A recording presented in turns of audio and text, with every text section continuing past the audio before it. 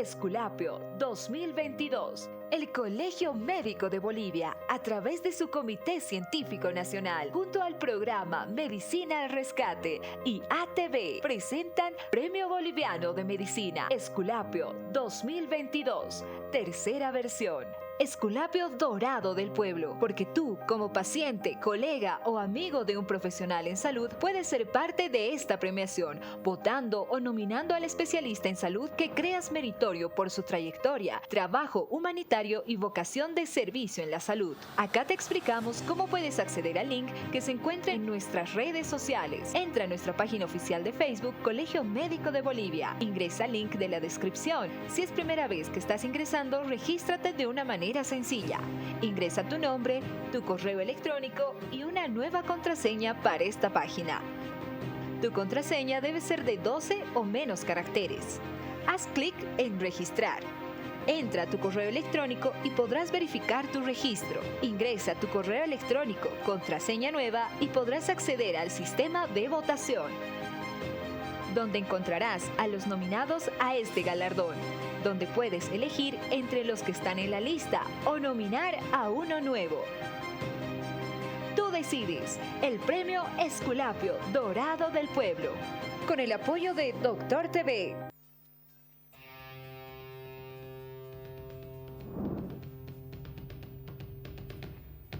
El origen del virus fue identificado en 1958 en unos monos de laboratorio.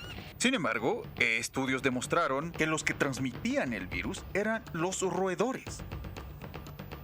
El primer caso registrado fue en 1970, en un niño de 9 años que se encontraba en la República del Congo. Los síntomas que se presentan son dolor de cabeza, fiebre, dolor muscular con debilidad, como también ganglios linfáticos inflamados. Pero el síntoma más característico de este virus son las erupciones cutáneas que presentan en el rostro, como también en las palmas de las manos, en los pies y en el cuerpo. El tiempo de recuperación es de 2 a 4 semanas.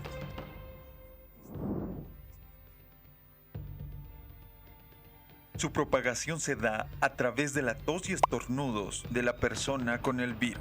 Si bien no es una enfermedad sexual, el contacto directo con los fluidos corporales que se da a través de las relaciones sexuales también es una forma de transmisión. Tocar directamente las ampollas o costras de la piel infectada. Y por último, tocar cualquier objeto personal, como ser la ropa, sábanas o toallas de una persona infectada.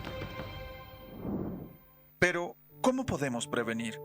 Actualmente, no hay un tratamiento ni vacunas específicas contra la infección del virus. Sin embargo, mantener el lavado de manos, evitar el contacto físico y, sobre todo, si cuentas con ya alguno de estos síntomas, mantener el aislamiento ayudará a prevenir su propagación. Si requieres más información acerca de este y otros temas de salud, te invitamos a que sigas nuestras redes sociales.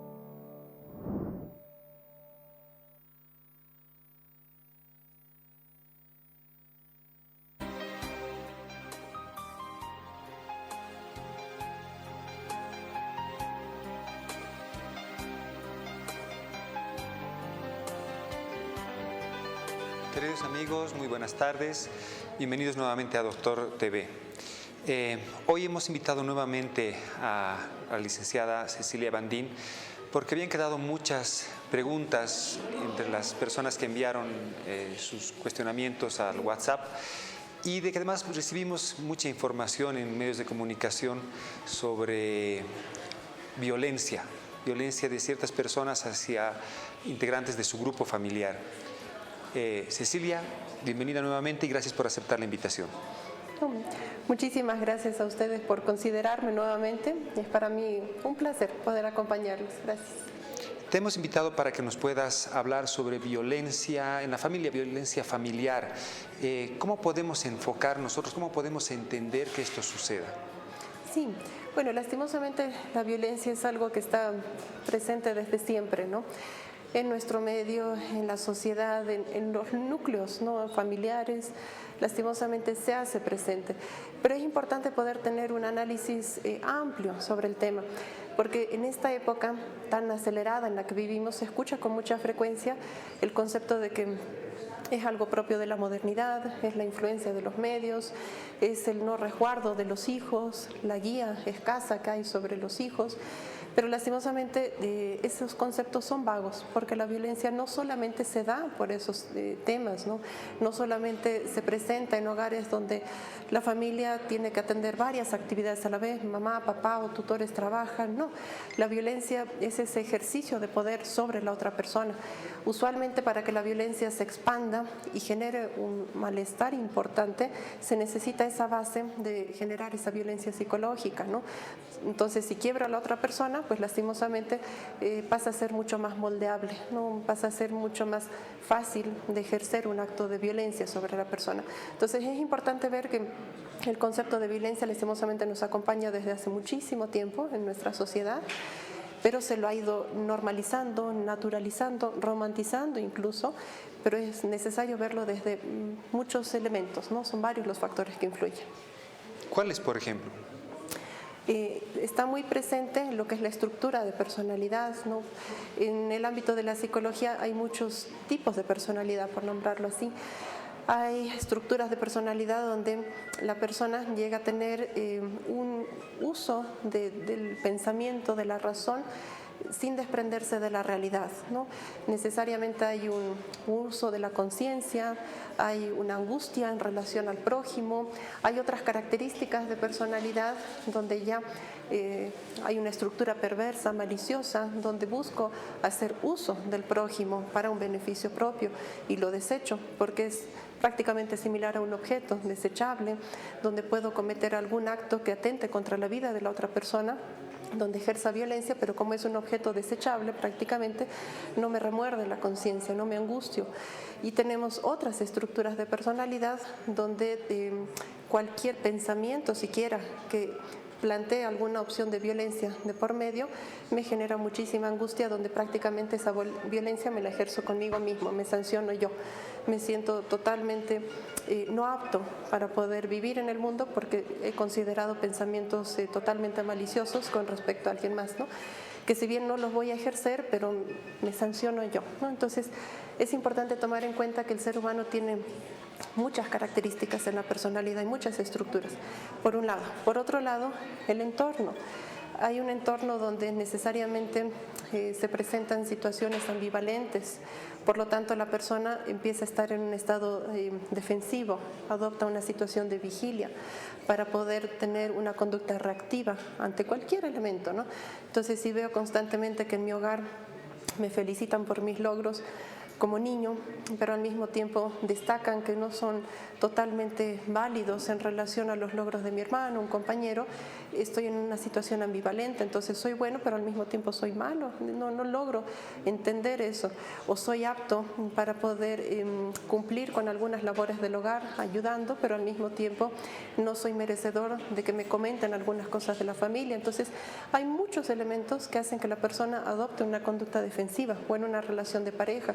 Escucho que mi pareja me ama mucho, pero al mismo tiempo me es infiel, por ejemplo. Entonces, todos esos elementos hacen que estén adoptando una situación que no me va a traer buenos resultados ni a mí ni a otra persona.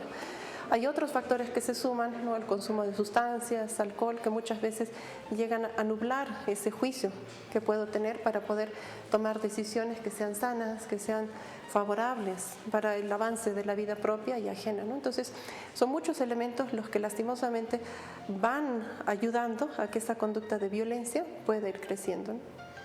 Qué interesante, porque cuando las personas en general escuchan tema de violencia, lo asocian mucho a género. Y tú has agarrado y lo has puesto desde un punto de vista psicológico y demás, donde el género no se ha visto como un factor primordial. En mis épocas, después del internado hacíamos un año de provincia. Yo he hecho un año en la cárcel.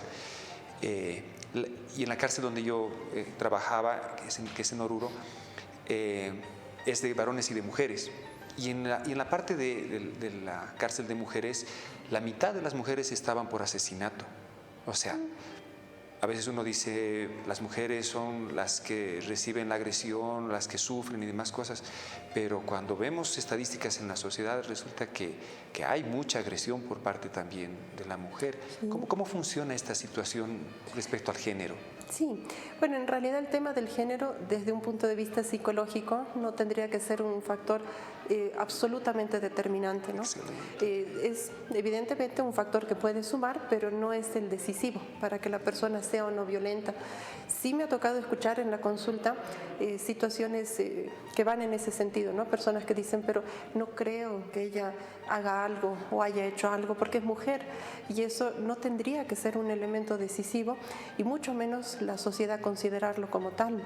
O lo propio del lado masculino, es que seguramente va a ser una persona tosca porque su familia, donde hay puros hombres, por lo tanto ejercen violencia de algún modo y está acostumbrada a la violencia y aparte es varón, ¿no? Entonces esos elementos no tendríamos que tomarlos como sociedad como absolutamente válidos. La violencia no tiene género. Si bien se da con mayor incidencia en algunas situaciones, en algunos núcleos familiares, pero eso no quiere decir que sea una norma, una regla, ¿no? Y digo con mayor incidencia, refiriéndonos también a la sumatoria de los conceptos con los que hemos crecido como sociedad, donde del lado masculino el llorar no es correcto, el cuestionar si está bien o está mal no es correcto, el hecho de denunciar incluso no es correcto.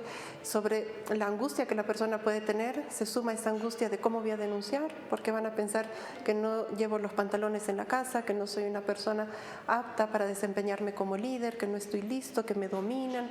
Entonces, en este último periodo de tiempo se ha empezado a abordar con mayor equidad, ¿no?, el tema de la violencia como algo presente en todos los núcleos familiares que lastimosamente pueden hacerse evidentes. Pero, como decía, la violencia ha estado presente siempre, ¿no? Pero como sociedad hemos crecido con muchos conceptos, ¿no?, que nos anudan y nos mezclan las opciones que hoy en día tenemos para lidiar con esos temas, ¿no? Bueno, por lo menos en la Facultad de Medicina pasamos psicología dentro de nuestro pensum. Y habíamos visto un cuadrito que se nos impregna, o sea, cuando es con imágenes es más fácil que nos impregne la información, donde había un jefe que ejercía violencia sobre el papá iba a su casa y ejercía violencia en la mamá, y luego la mamá al hijo y el hijo al gatito. ¿Esto cómo lo puedes explicar desde el punto de vista de psicología, psicoanálisis? Sí, ese gráfico, ¿no?, que mencionas, sí, está muy presente, ¿no?, en nuestra sociedad, en la didáctica que se utiliza, ¿no?, en aulas, pero es justamente el reflejo de la realidad, donde si yo estoy muy cargado de enojo, de angustia, de molestia, de todo, lastimosamente eso lo voy a canalizar de algún modo. Y dentro de esas opciones para canalizar ese malestar, la forma más inmediata es en el hogar. ¿Por qué? Porque la persona que está en el hogar muchas veces tiene un concepto idealizado del ser amado. Entonces aparecen las situaciones intensas, violentas, justificadas, ¿no?, donde tuvo un mal día, realmente no es una persona violenta, no es una persona mala, el jefe hizo que reniegue, sus colegas son personas complicadas, por lo tanto hay que entenderlo. Evidentemente es importante entender a la persona que se ama, al prójimo, pero tampoco permitir que se crucen límites, ¿no? Entonces, cuando se justifican todas esas situaciones, para la persona que está cargada con mucho malestar, es más fácil soltar ese malestar en la otra persona que lastimosamente lo va a recibir, justificándolo, minimizándolo. Y ese planteamiento, esa situación, al ser percibida por los hijos como una especie de testigos, muchas veces la incorporan y la replican, ¿no? Entonces, si veo que papá golpea a mamá o mamá golpea a papá, asumo que si ellos, que son los dueños de las normas en el hogar, son las autoridades, por lo tanto, si lo están haciendo, asumo que es lo correcto, que me parece que está mal porque veo que lloran, que hay malestar, pero son finalmente las autoridades. Entonces es más fácil que yo lo replique y es más fácil que ejerza esa violencia con una persona que entre sorpresa y angustia lo va a recibir también, ¿no? Como el animalito, un hermano menor, y se va haciendo toda una cadena que necesariamente hay que cortar. Pero no sirve de nada cuando le digo yo como papá o mamá o tutor al hijo, qué barbaridad, como es posible que golpees a tu hermano, no puedes patear al perro, eso no se hace, estás castigado, cuando yo no estoy dando ese ejemplo tampoco, ¿no? Porque vuelve a ser un mensaje tan ambiguo que deja a la persona con una confusión mayor, por lo tanto, una mente confundida lo único que hace es replicar lo que ya hizo antes, ¿no? Cecilia, habíamos puesto la solicitud de los teléfonos para que nos escriban y tenemos muchas consultas. Yo quisiera que pasemos, por favor, a las preguntas de la audiencia. A ver, nos dicen, buenas tardes, doctores, mi nombre es Gabriela. ¿Cómo podemos ayudar a las víctimas de maltrato físico y o psicológico? Es una pregunta muy buena y de hecho es la pregunta base, ¿no? Para todo lo que implica el abordaje en cuanto a la violencia con las víctimas. Como punto número uno, es importante descartar esa opción de una empatía con la persona desde un punto de vista cómodo. ¿A qué me refiero? Muchas veces buscamos ser empáticos, pero sin realmente analizar lo que la otra persona está viviendo, y escuchamos con frecuencia planteamientos como no te preocupes, yo sé lo que estás sintiendo, todo se va a solucionar, vas a ver que mañana va a ser un mejor día, cuando en realidad no puedo ver con claridad lo que la otra persona está sintiendo, porque por más que hayamos vivido una situación similar, incluso como víctimas, la otra persona puede analizar la situación de forma muy distinta a la mía. Yo como víctima puedo considerar que debo enfrentar el tema, debo levantarme. La otra persona puede considerar que no vale la pena levantarse, que la opción de acto suicida, por ejemplo, es más válida que ir a luchar contra la situación. Entonces, ese planteamiento de yo te entiendo es un arma de doble filo, ¿no? Hay que tener mucha cautela porque en algunos casos puede generar realmente un confort y en otros casos puede generar una distancia mayor entre la persona que está en ese rol lastimosamente de víctima y la otra persona que está intentando colaborar, ¿no? Entonces lo más idóneo es ayudar a que la persona pueda expresarse, es como invitarla al diálogo, ¿no? Te escucho, cuéntame qué quieres decir, con qué te sientes cómodo o cómoda, puedes hablar de lo que tú gustes, sin presionar, sin intentar buscar el punto central. En los núcleos familiares a veces es muy común que busquemos ese eje, ¿no? ¿Y qué te dijo? ¿Y cómo te dijo? ¿Y en qué momento? ¿Y cuándo fue eso? ¿Y por qué no me has contado? Entonces eso tampoco ayuda, ¿no? Porque la persona se siente más intimidada, más acorralada. Entonces es importante darle esa opción de que hable de los temas, pero sin que se sienta presionada, ¿no? Tomemos en cuenta que el malestar a nivel psicológico, la violencia psicológica, es algo que perdura mucho más intensamente que ese malestar físico, ¿no? Si bien el golpe puede ser muy duro, pero ese malestar interno, donde la persona puede sentirse culpable, frustrada, avergonzado, es algo que tiende a perdurar un poco más. Si la pregunta viniera de parte de un médico general o alguien que está atendiendo y ha ido por los golpes y tiene la sospecha de violencia, entonces esta es la posición, porque los médicos en general, sí, no te preocupes, sí, yo te entiendo, entonces es mejor guardar un poquito esa distancia en la primera entrevista. Es prudente poder sí plantear la empatía, pero no de una forma tan directa, ¿no? Okay. Si el área mía, por ejemplo, es el área médica propiamente, hacer esa referencia en ese sentido, ¿no? Entiendo que a nivel físico el dolor puede ser grande, a nivel físico este tipo de hematomas tiene este proceso, a nivel físico este tipo de estudio nos indicará el tratamiento que usualmente requiere este periodo de tiempo, pero ya acercarnos a temas que son ya más personales, más subjetivos, puede ser algo donde la persona ponga ese límite, ¿no? Donde esa molestia de a mí no me entienden, y eso es muy frecuente ver en la consulta cuando la familia acompaña al paciente y dice entendemos su malestar, entendemos que está en un momento difícil, y cuando la familia se retira a guardar en sala de espera, muchas veces el paciente dice no me entienden y me molesta que intenten decir esas cosas porque en realidad no se dan cuenta, ¿no? Ok, pasamos a la siguiente consulta. Vamos a tratar de apresurarnos porque son muchas las preguntas. Buenas tardes, soy Nicole. Una duda, ¿cómo puedo saber que soy la persona violenta en mi familia? Interesante. O sea, sí. ¿puedo ser yo la persona violenta y no darme cuenta? Sí. Lastimosamente sí, uno puede ser la persona violenta que genera momentos de tensión difíciles, pero no necesariamente percibirlo. Ahí también hay que diferenciar que muchas veces la familia, la pareja puede decir, ay, es que es tu culpa, tú tienes un carácter terrible, tú cada vez que hablamos no se puede preguntar. Entonces, ese tema, ¿no?, es importante diferenciarlo de la realidad. ¿Y cómo nos damos cuenta? Es importante ver de una forma clara y minuciosa, a ver, qué características son las que yo tengo, de qué forma puedo lidiar con los temas en general, a nivel laboral, académico, familiar, social, cuáles son mis herramientas, digamos, para enfrentar el mundo y en qué momento siento que mis herramientas no funcionan y me desespero y me frustro y quiero sacar esa otra herramienta más impulsiva, más tosca y más violenta.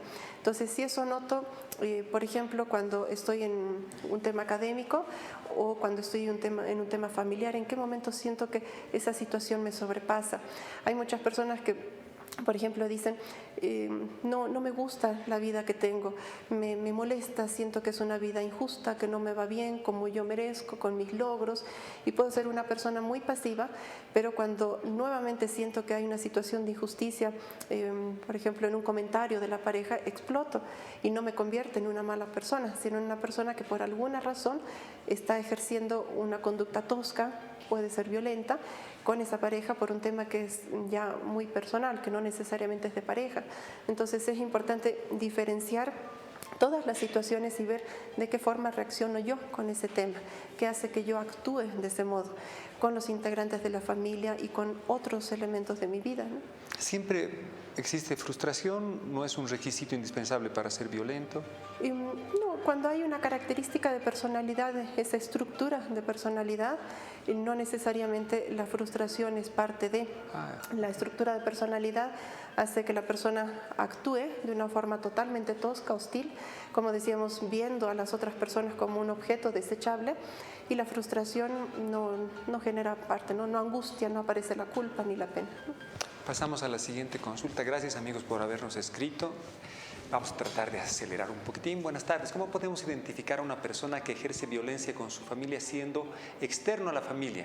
¿Y cómo podemos ayudar a la familia si no acepta que están pasando por violencia intrafamiliar? También es una pregunta interesante. Cuando los roles se mueven, es difícil que las personas que están en esos roles que se han movido lo perciban, pero es más sencillo a veces cuando una persona externa percibe justamente eso, ¿no? Por ejemplo, una persona llegada a la familia, amistad o familiar incluso, llega a ver que papá y mamá no son autoridades del hogar, que los hijos imponen muchas veces, ¿no? Y los hijos determinan sanciones para los propios hermanos, como si fuesen ellos las autoridades. Esos son roles que se han movido, porque el rol de autoridad le tendría que pertenecer siempre a los padres. Autoridad buena, mala, dudosa, pero finalmente es la autoridad.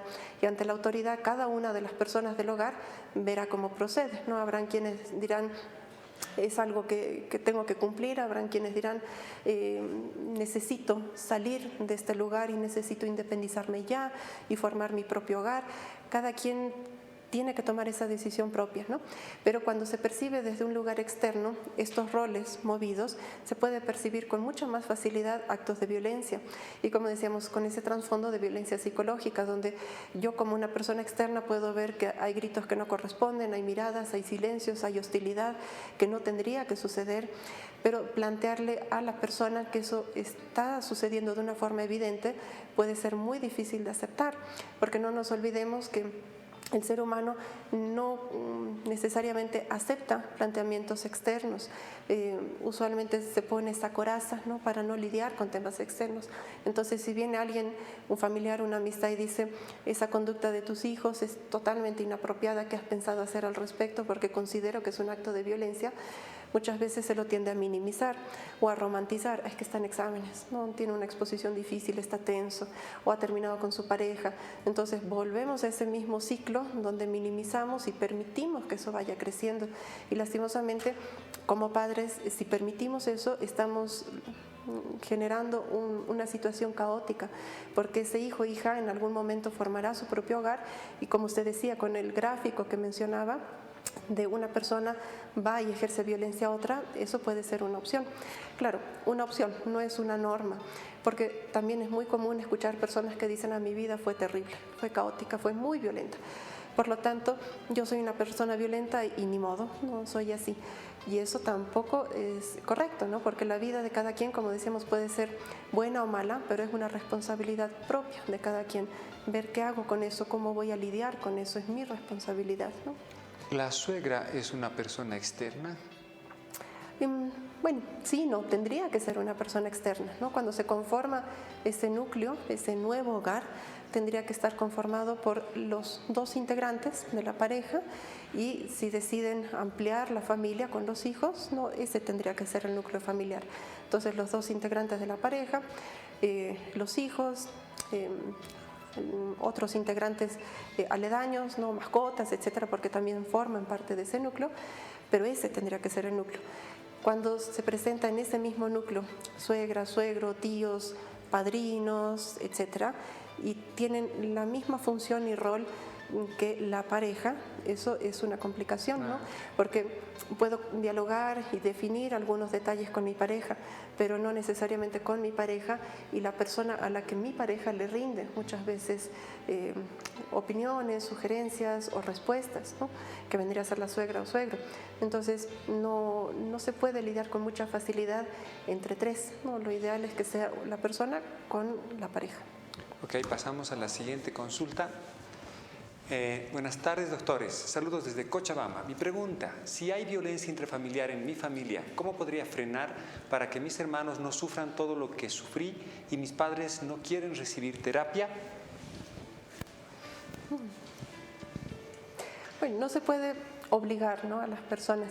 Sí es muy común que algunos integrantes del hogar identifiquen, ¿no?, la situación y digan: la ayuda profesional podría ser de mucha utilidad, pero no podemos obligar a la persona a que realmente tome terapia, asista, busque hacer algunos cambios, porque eso solamente traerá más complicaciones, ¿no?, el hecho de forzar algunas cosas. Sí se lo puede plantear, sugerir, pero hasta ese punto, ¿no?, porque ya es una decisión propia de cada quien.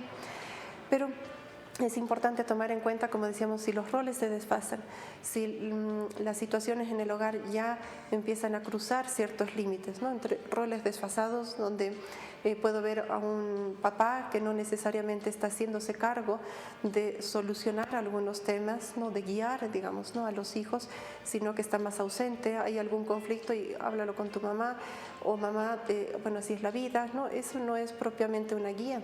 Entonces, si identifico eso y si al mismo tiempo veo que los límites se han cruzado, si se han permitido algunas situaciones toscas, violentas, lo ideal podría ser el proceso de terapia, pero si no es una opción válida para los integrantes del hogar, lo ideal puede ser obrar hasta el punto que me sea posible a mí, ¿no? Muchas veces se escucha en la sociedad personas que dicen: voy a hacer hasta lo imposible para ayudar a mi familia.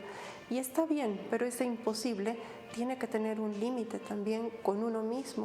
O sea, no puedo deshacerme internamente yo, no puedo tener ese vacío emocional yo con tal de ver a mis familiares queridos, porque lastimosamente no voy a ser de utilidad, no voy a ser una persona útil para los demás.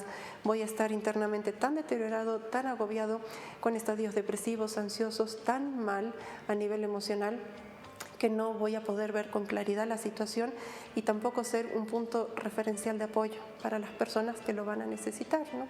Entonces, lo ideal es, puedo colaborar como familiar, pero hasta cierto punto, y de ahí en más puedo estructurar mi vida de una forma estable para brindarles un punto de apoyo referencial, sano, estable y sólido a las otras personas, ¿no? Entonces, si los hermanos ven que la situación en casa es difícil, mi hermano es un pilar sólido en el que puedo apoyarme, ¿no? Mi hermano es un pilar que me puede acompañar y me puede ayudar en esos momentos, ¿no? Pero si él agarra y le dice por atrás: no, haz esto, más bien va a ser todo lo contrario de sí, lo, es de que lo estoy, espera. si hago este tipo de planteamientos, estoy colaborando a que los roles, como decíamos, se muevan un poquito más, ¿no? Entonces es ese doble discurso donde está mal que los roles se muevan, pero al mismo tiempo involuntariamente colaboro, ¿no? Excelente, gracias por el consejo. Pasamos a la siguiente consulta, por favor. Buenas tardes, doctor. Tengo una pregunta. ¿A qué nivel puede llegar a afectar a un niño el ver constantemente violencia en sus padres? ¿Hasta dónde puede llegar a afectar el actuar de este niño? Bueno, lastimosamente afecta y puede afectar mucho, ¿no? Tomemos en cuenta que la infancia es la etapa más vulnerable, más importante para el ser humano. En la primera infancia se estructura todo, la personalidad, los temores, los deseos, los anhelos, las metas, los ideales, todo, todo, todo. Ya posteriormente, con el paso del tiempo, muchos de esos temas se rectifican, se consolidan o se desechan. Pero la infancia es la etapa importante. Entonces, si en la infancia la persona está expuesta constantemente, ¿no?, a un acto de violencia, va a ser complejo que lo pueda procesar. Si bien habrán momentos que no se podrán evitar como uno desearía, pero si están acompañados de una explicación que haga que la persona, niño o niña, ¿no?, pueda ver la realidad que lastimosamente está tocando vivir en ese momento, pero que puede despegarse de esa realidad, eso puede ser muy sano, ¿no? Por ejemplo, si veo que constantemente hay humillaciones, se denigra a la persona en el hogar, hay golpes, situaciones muy duras. Me es difícil para mí como niño, como niña. Pero si al mismo tiempo recibo por parte de algún otro familiar ese apoyo que me haga notar que es una etapa de mi vida, no lo va a ser siempre. Y para que no lo sea siempre depende también de mí. Y para que dependa de mí yo tengo que ver con claridad las cosas que no deseo replicar en mi vida, lo que no deseo tener. No deseo tener gritos, no deseo tener insultos.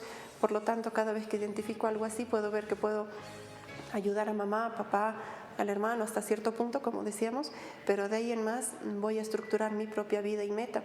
Pero cuando ese acompañamiento no se da, cuando ese acto violento es recurrente, la persona queda más suelta, más expuesta a todo eso. Y al estar más suelta sin tener de dónde engancharse, lastimosamente el malestar se hace mucho más intenso. Estadios ansiosos, depresivos, el hecho de presentar enuresis, por ejemplo, diurna, nocturna, ecopresis, cuando el pequeñito dice he mojado mi cama o no lo dice y lo esconde por esa vergüenza, eso es muy propio de la ansiedad, entre muchos otros temas, ¿no? Entonces, una persona joven que está atravesando una situación de violencia probablemente tenga indicadores de tener algún tipo de ansiedad presente, algún malestar. Y como integrantes del hogar es también una responsabilidad con los niños de identificar todo eso para trabajarlo, no para taparlo, porque eso también es común en la sociedad, ¿no? Cuando se escucha, bueno, es que es joven, es que todavía tiene 8 años y no controla esfínteres, no, o sea, hay cosas que no pueden simplemente taparse, ¿no? Pasamos a la siguiente consulta, por favor. Buenas tardes, disculpe, tengo una inquietud. ¿Los hombres que maltratan están enfermos? Como decíamos, el género, bueno, es algo que no necesariamente está presente, ¿no?, en un tema de violencia, es algo muy, muy amplio. Pero sí, es importante identificar entre una estructura de personalidad donde realmente los límites no se respeten y se crucen disfrutándolos, incluso con un acto violento, malicioso, que una conducta sumamente impulsiva producto de otras circunstancias, ¿no? Entonces, ¿a qué llamaríamos enfermedad? Enfermedad vendría a ser aquello que puede, con un tratamiento, subsanarse, mejorar, cambiar, llegar a tener indicadores mucho menores en cuanto a ese tipo de conductas. Entonces, una persona que tiene una conducta violenta producto de alguna situación puede tratarse. Una persona que tiene una conducta violenta producto de una estructura de personalidad es más complejo.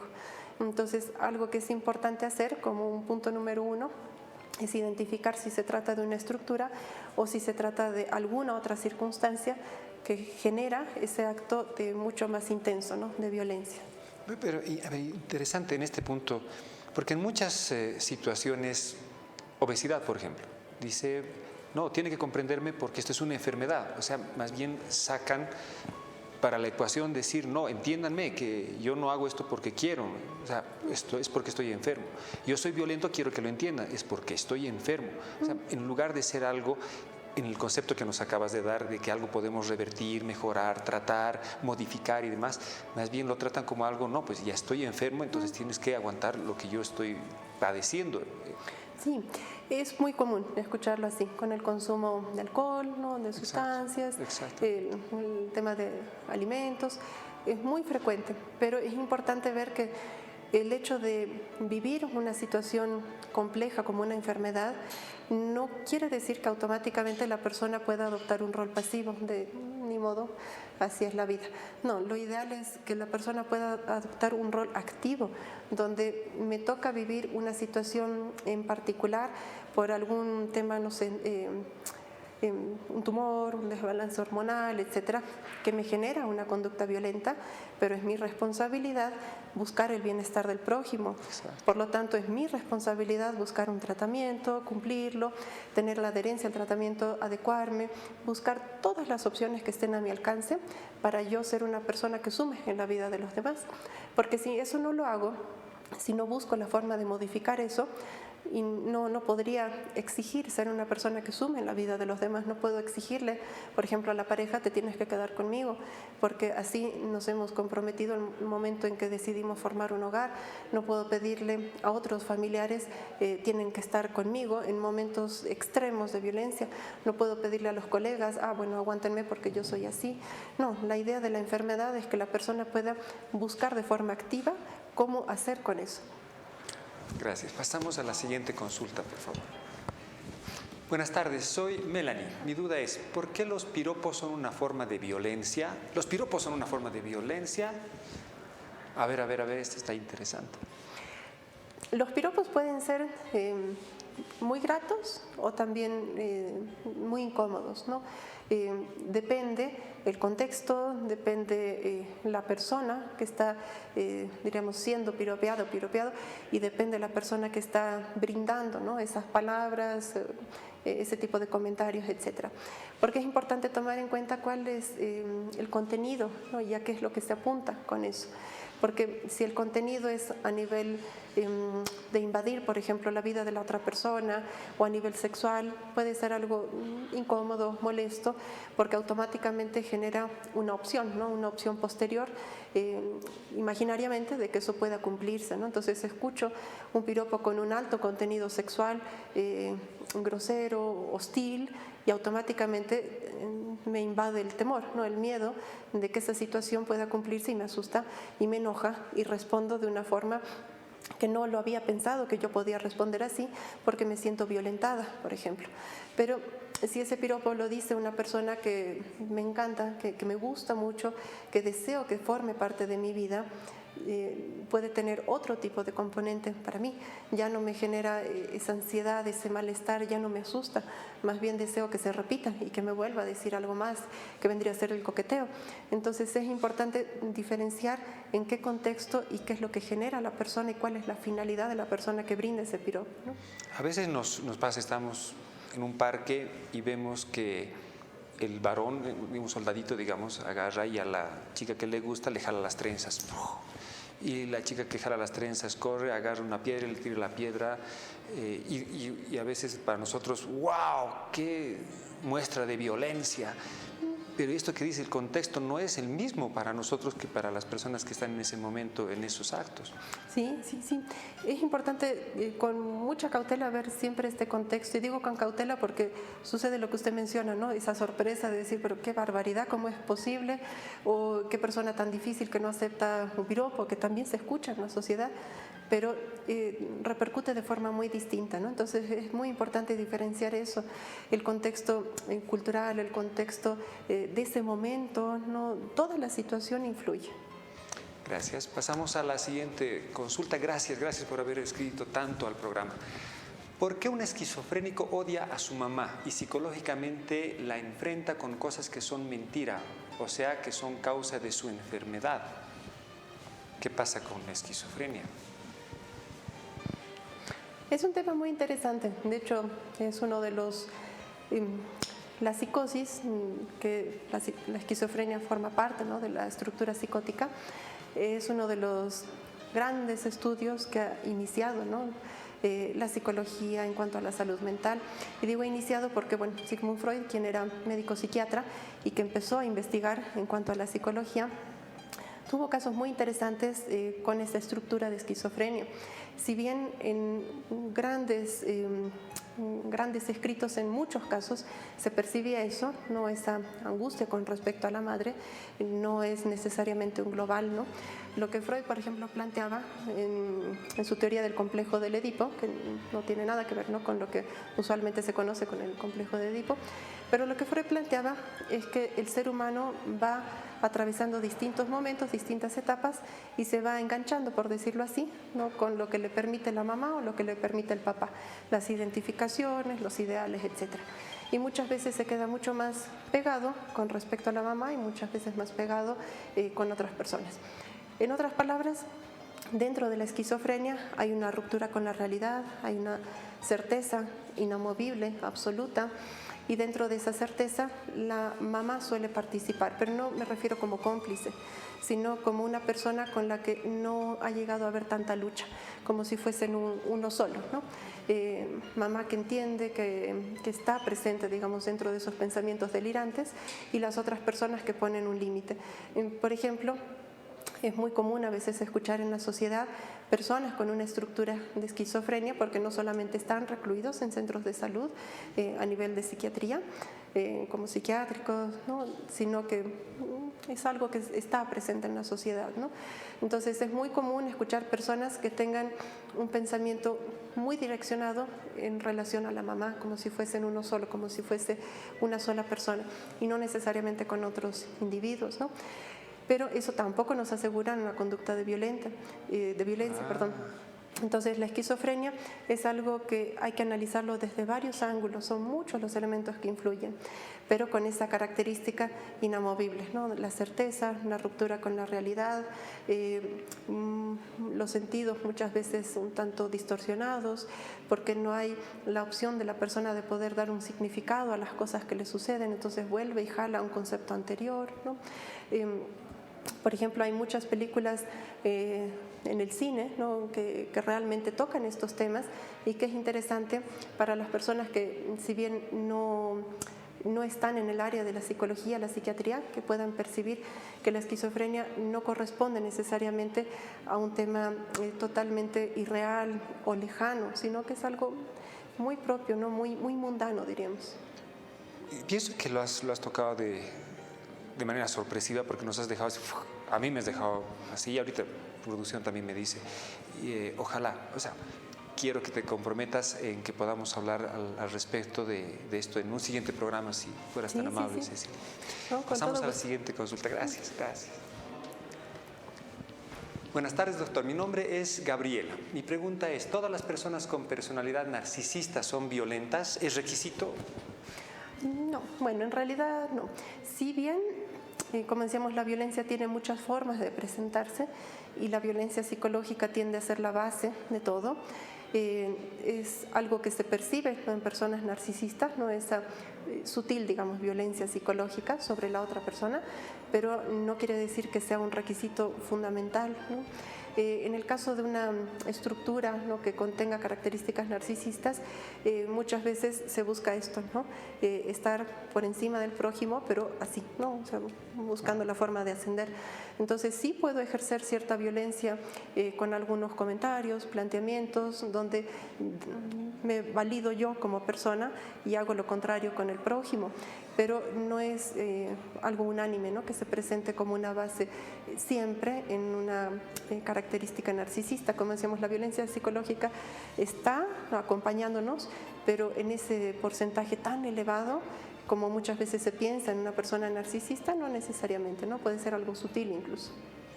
Ok, pasamos a la siguiente consulta. Gracias, mil gracias por escribirnos.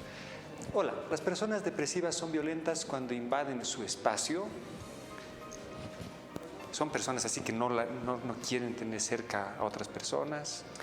Las personas depresivas, tomemos en cuenta que el estadio depresivo, hay distintos estadios depresivos, pero el estadio depresivo es ya ese punto extremo donde la persona lastimosamente llega, y digo lastimosamente porque no es un recorrido grato, es cargado de mucha angustia, mucho malestar, pero es ese punto extremo donde ya realmente, como se suele decir, bajo los brazos, ¿no?, porque ya no estoy disfrutando de muchas cosas, no estoy viviendo la vida, ¿no? Entonces, cuando alguien ingresa a ese espacio personal mío y muchas veces intenta indagar o intenta de forma empática, lo que decíamos en un inicio, intenta cuestionar, me puede generar molestia, ¿no? porque ya he tomado la determinación de las cosas que quiero o no para mi vida, que puede ser desde alguna actividad, desde alguna persona, desde la vida misma incluso. Entonces, cuando alguien ingresa, muchas veces lo hace de una forma que puede ser tosca, ¿no? ¿Cómo te sientes? Dime, pero tú nunca quieres hablar conmigo, soy tu mamá, soy tu papá, ¿por qué no hablas? Entonces, claro, puedo responder de una forma tosca, porque lo único que me queda mío es ese espacio que creo que todavía me pertenece, porque siento que he perdido muchas otras cosas. He tenido que hacer un duelo lastimosamente con todo porque no me he sentido apto para el trabajo, para la pareja, para los amigos, para mi cuerpo, para todo. Y la otra persona invade ese espacio, por lo tanto sí puedo sentirme un poco molesto porque era lo último que me quedaba, ¿no? Pero nuevamente no es un requisito, no es que necesariamente en una característica depresiva va a aparecer violencia, ¿no? ¿Es saludable? Bueno, con el asunto del COVID no es saludable estar cerca de otra persona, según lo que nos han dicho, pero psicológicamente es saludable porque cuando yo quiero expresar qué sé yo, mi agrado por la compañía de una persona, me gusta abrazar, me gusta tener contacto, pero nos han dicho, no, eso no es saludable, no, guarde tu espacio, respeta su espacio, y realmente a veces no lo tomamos tan así. Sí, el tema de lo saludable o no es algo que, bueno, también se cuestiona mucho, ¿no? El espacio de la otra persona es importante respetarlo siempre. Incluso si está en un momento muy crítico, muy difícil, optar por ese abrazo inmediato puede ser sorpresivo para la otra persona, de forma positiva o de forma negativa. Si es positivo, bueno, excelente, pero si es de forma negativa, es una complicación más que se suma. Entonces, lo ideal es anunciarle a la otra persona, en este momento difícil, me gustaría abrazarte, ¿puedo hacerlo? Si la otra persona dice que no, bueno, lo entiendo, pero es lo que yo deseo hacer, ¿no? Y no es por pena, no es porque me sienta con el compromiso de hacerlo, sino porque realmente es mi deseo. Y explicar eso incluso, para que la otra persona vea que de algún modo yo voy a estar ahí y que puede contar conmigo, ¿no?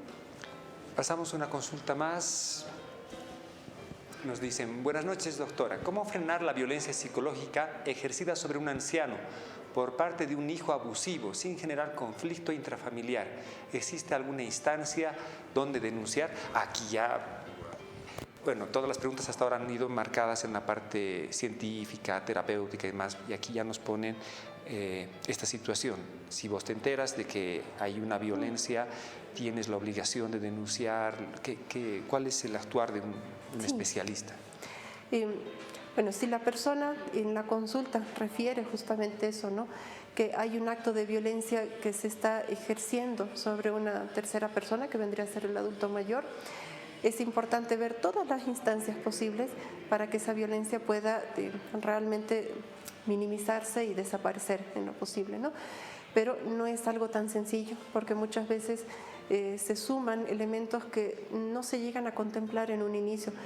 Es muy común a veces que las mismas familias o personas cercanas digan, eso hay que denunciarlo. Evidentemente, hay situaciones que no suman a la vida de la persona y no nos ayudan como sociedad a crecer, y hay que denunciarlas, pero es un proceso que es importante analizarlo para que las personas que intentan brindar ese apoyo, ¿no? Por ejemplo, otros familiares, no perciban que están haciendo un hogar disfuncional.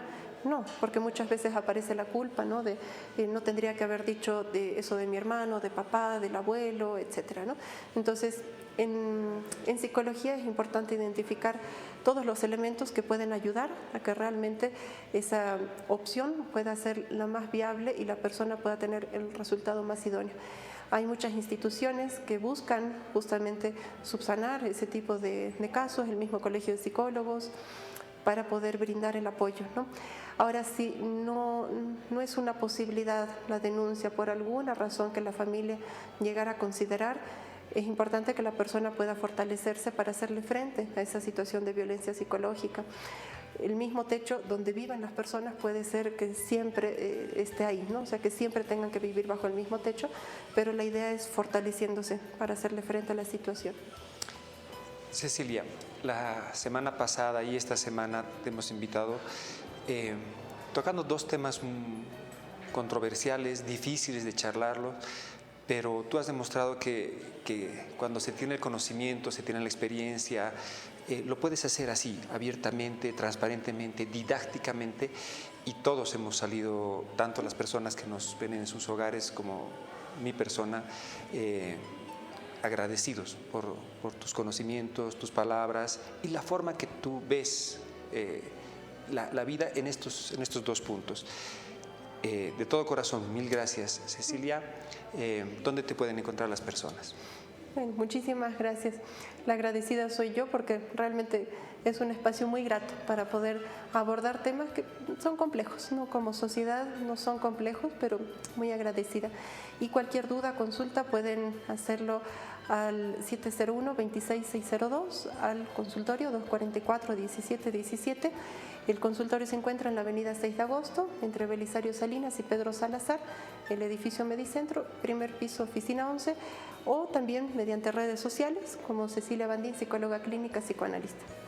Gracias, Cecilia. Queridos amigos, nuevamente agradecerles su compañía y esperemos, si Dios quiere, la siguiente semana volvernos a ver.